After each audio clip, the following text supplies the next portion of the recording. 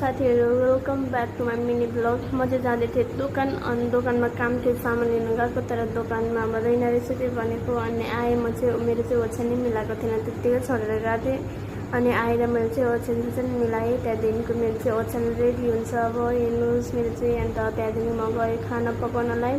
म चाहिँ अब खाना पकाउँदै बरु पछाडि पनि मिलाउँछु भनेर म चाहिँ पछाडि मिलाउनुतिर लागेँ। मेरो बट्टाहरू चाहिँ हेर्नु न, यताउता यताउता भइरहेछ। मेरो तल पनि मिलेको छैन, गाजाङ माजाङ भइरहेछ। त्यही भएर अब सफा गर्नुतिर लागि।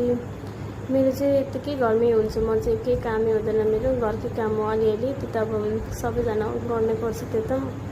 अनि मेरो चाहिँ किचन अब रेडी भइसक्यो सफा गरेर, किनकि अब सफा गरिसकेँ मैले चाहिँ। अब खाना खानुपर्ने हुन्छ, खाना पनि अब सब्जीहरू सबै पाकिसक्यो। अनि मेरो खाना चाहिँ रेडी भइसक्यो, अब खाना खान्छु म चाहिँ। हजुरहरूलाई थ्याङ्क यू सो मच मेरो मिनी ब्लग हेरिदिनु भएकोमा। By by.